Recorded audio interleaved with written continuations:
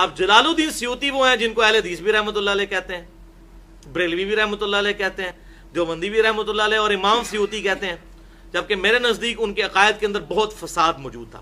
Even یہ جو شیخ ذکریہ کا واقعہ ہے قبر سے ہاتھ باہر نکالنے والا، یہ سیوطی نے نقل کیا ہے، شیخ ذکریہ نے بیچارے نے ادھر سے اٹھایا ہے، یہ اصل جو معاملہ ہے یہ تو سیوطی کا کیا ہوا ہے۔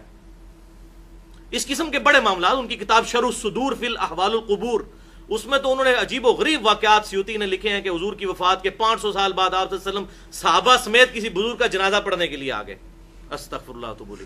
تو اس قسم کی وہ بڑے دیو مالائی قصے کہانی لکھنے میں امام سیوطی المتوفا 911 ہجری مشہور ہیں۔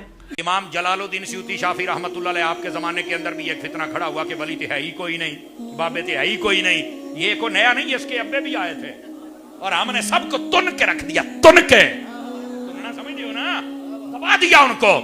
تو انہوں نے کہا ولی تو ہے ہی کوئی نہیں۔ امام جلال الدین سیوطی نے کہا میں جواب دیتا ہوں۔ اور کیسے؟ آپ نے فرمایا جب تک قرآن میں ولیوں والی آیتیں موجود ہیں دنیا میں اللہ کے ولی بھی موجود رہیں گے۔ اگر ولیوں کا انکار کرنا ہے تو پھر قرآن سے ولیوں کی آیتیں نکال دو۔ کہا یہ تو نہیں نکل سکتی، فرمایا پھر ولی بھی ختم نہیں ہو سکتے۔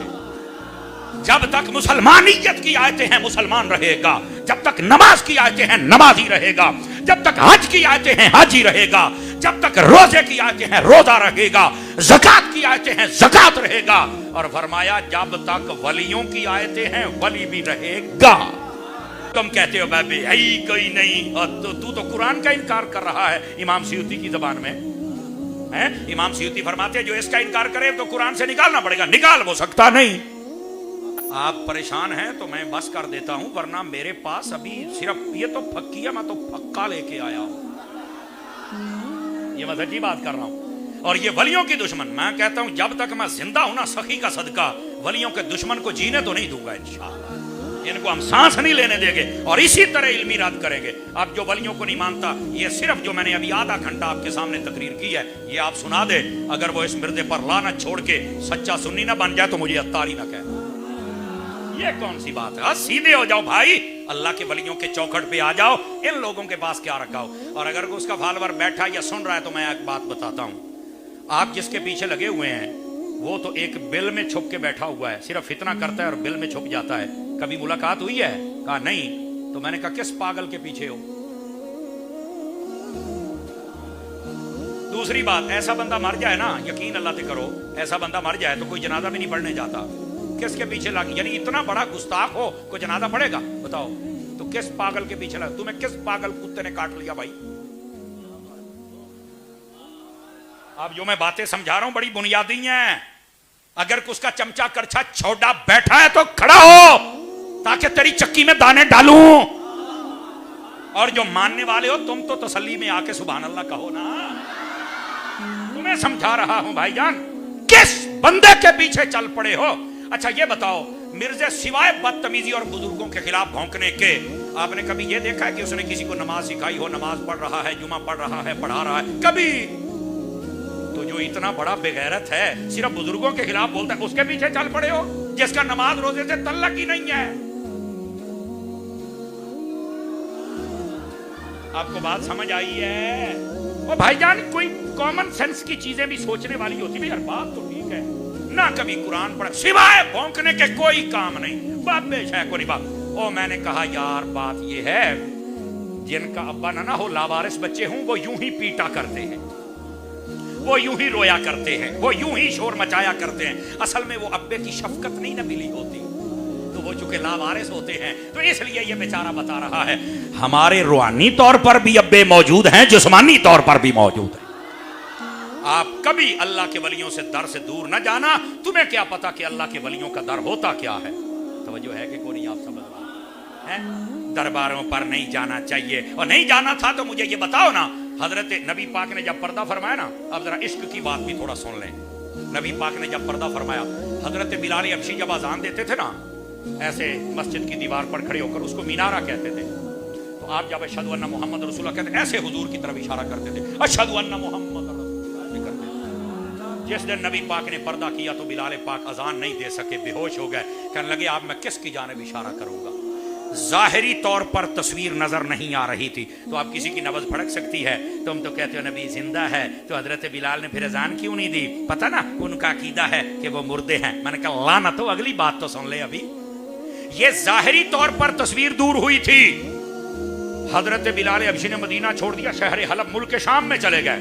میرے نبی خواب میں آئے, کہنے لگے بلال تیرا ملنے کے لیے دل نہیں کرتا؟ تو میں نے کہا اب بھی بولنا, پہلے تو کہتا تھا مر گئے ہیں, معاذ اللہ استغفر اللہ, فوت ہو گئے, اس لیے بلال نے مدینہ چھوڑا. اگر فوت ہو گئے مر گئے تو پھر بلانے کون گیا تھا؟ اب مسئلہ حل ہوا. بات پوری سنا کرے پھر مسئلہ حل ہوتا ہے. بلانے کون گیا؟ بلایا بھی نبی پاک نے. تو میں نے کہا مردہ تو نہیں بلاتا.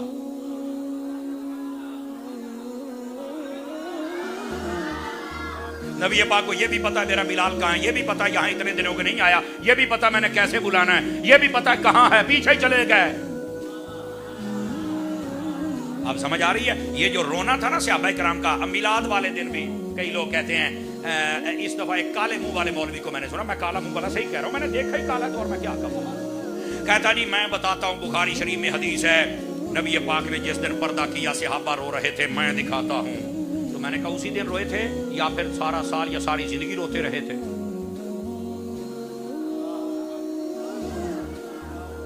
نہیں کہتا ہے اس کی دلیل یہ ہے کہ نبی پاک فوت ہو گئے لہذا وہ تب روتے تھے. میں نے کہا اچھا یہ بات ہے. تو میں نے کہا پھر اگر فوت ہی ہو گئے تھے اور سارا کچھ ہو گیا تھا تو جنگ یمامہ کے اندر جو صحابہ کرام کہہ رہے تھے یا رسول اللہ یا حبیب اللہ, یہ زندہ سمجھ کے کیوں پکارے تھے؟ مولوی صاحب تمہیں شرم ہی نہیں آتی؟ آپ ادھر آؤ, تمہارا ذہن بھی صاف کروں. مسئلہ کیا تھا؟ توجہ ہے حضرات, آپ کی توجہ ہے؟ مسئلہ کیا ہے؟ حماد بھائی ادھر دیکھیے, مسئلہ حل کرنا ہے ہم نے. مسئلہ یہ ہے, مسئلہ یہ ہوا نبی پاک نے جب پردہ کیا نا تو صحابہ کرام کس بات پر روئے تھے؟ صحابہ کرام صرف اس بات پر روئے, ظاہری طور پر تصویر ان کی آنکھوں سے غائب ہوئی تھی, اس بات پر روئے تھے. اب اگر آپ میرا ساتھ دیں تو میں آپ کو مثال سمجھا لوں. ادھر دیکھیں, ادھر دیکھیں, ادھر دیکھیں میری طرف. آپ کا کوئی بھائی ہو, بیٹا ہو, باپ ہو, وہ جب بیرون ملک جاتا ہے اور آپ ایئرپورٹ پہ چھوڑنے جاتے ہیں تو وہاں پر ایک افسردگی والا ماحول ہوتا ہے, گلے لگ لگ کے روتے ہیں. روتے ہو کہ نہیں روتے ہو؟ بولو. تو کیا وہ تمہارا ابا مرنے لگتا ہے؟ کہا نہیں. روتے کیوں؟ بھائی مر جاتا ہے؟ کہا نہیں. روتے کیوں ہو؟ بیٹا مر گیا ہے, کیوں روتے ہو؟ کہتے یار وہ یہاں سے بس وہاں گیا ہے, یہ ظاہری تصویر ہم سے غائب ہوئی ہے, تو یہ جدائی جو ہے نا یہ برداشت نہیں ہوئی. میں نے کہا بیٹا تیرا یہاں سے وہاں جائے تو تو برداشت نہیں کرتا, صحابہ کے سامنے سے مصطفیٰ کی تصویر یہاں سے وہاں جائے تو وہ کیسے برداشت کریں؟ جیسے تیرا بیٹا ایک ملک سے دوسرے میں منتقل ہوا وہ زندہ ہے, لیکن تیری فطری محبت کہتی ہے کہ آنسو بہا, ویسے ہی صحابہ کرام علیہم رضوان جب نبی پاک نے پردہ کیا اور اپنے روزے میں گئے, پتا تھا زندہ ہے, لیکن یہ جدائی کی وجہ سے رو رہے تھے اور مسئلہ کوئی نہیں.